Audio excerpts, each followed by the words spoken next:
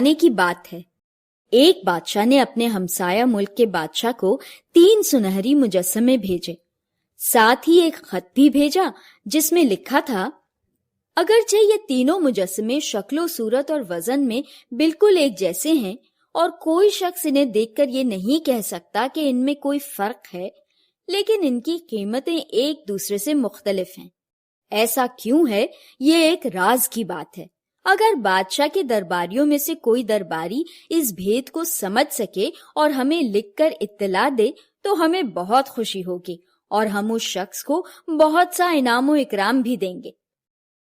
بادشاہ نے جب یہ خط پڑھ کر اپنے درباریوں کو سنایا تو وہ بہت حیران ہوئے اور سوچ میں پڑ گئے۔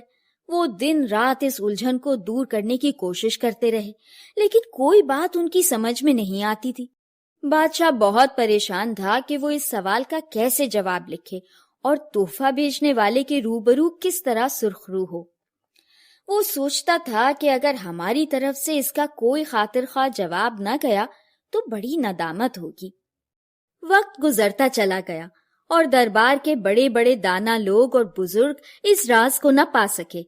رفتہ رفتہ یہ بات دربار سے نکل کر شہر میں پھیل گئی اور لوگوں نے اس بجھارت کو بوجھنے کی بہت کوشش کی، لیکن کامیاب کوئی نہ ہو سکا۔ آخر ایک دن ایک نوجوان دربار میں حاضر ہوا اور اس نے بادشاہ سے عرض کی، جہاں پناہ، آپ مجھے مجسمے دکھا دیں، میں ایک نظر میں دیکھ کر بتا دوں گا کہ اس میں کیا راز ہے۔ نوجوان کو محل میں لے جایا گیا۔ اس نے بڑے غور سے ان مجسموں کو دیکھا اور کافی دیر تک ان کا معائنہ کرتا رہا۔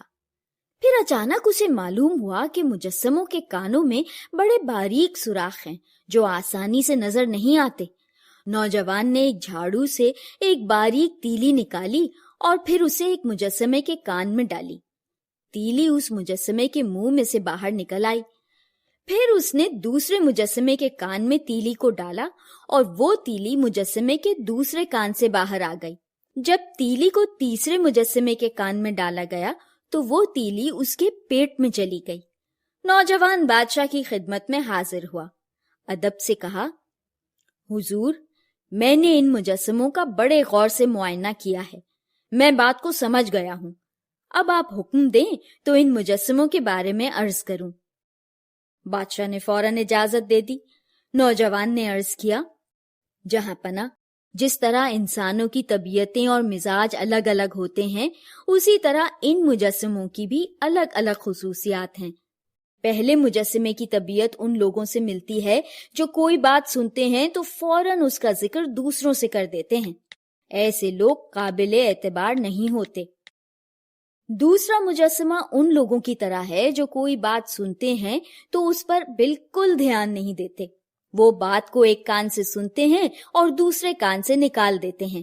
ایسے لوگ بڑے لاپرواہ اور بے مغز ہوتے ہیں۔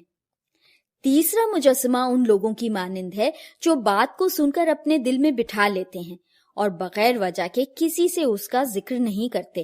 ایسے لوگ بڑے عقل مند اور قابل اعتماد ہوتے ہیں۔ اب جس طرح زندہ لوگوں کے رتبے میں فرق ہوتا ہے، اسی طرح ان سونے کے مجسموں میں بھی فرق ہے، اور یہی وجہ ہے کہ وضاقت اور وزن سب کچھ برابر ہونے کے باوجود بھی ان کی قیمتوں میں بہت فرق ہے، اور یہ فرق ان کے مختلف اوصاف کی وجہ سے ہے۔ بس یہی ان مجسموں کا راز ہے۔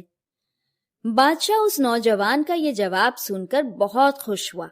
درباری بھی اس نوجوان کی ذہانت سے بہت متاثر ہوئے۔ بادشاہ نے اپنے درباریوں سے مشورہ کرنے کے بعد فوراً جواب لکھ کر اپنے ہمسایہ بادشاہ کو بھیج دیا۔ بادشاہ نے جب نوجوان کا جواب پڑھا تو وہ بھی بہت متاثر ہوا۔ پھر اس نوجوان کو اپنے بادشاہ کی طرف سے اور ہمسایہ بادشاہ کی طرف سے بھی بہت سا انعام و اکرام ملا۔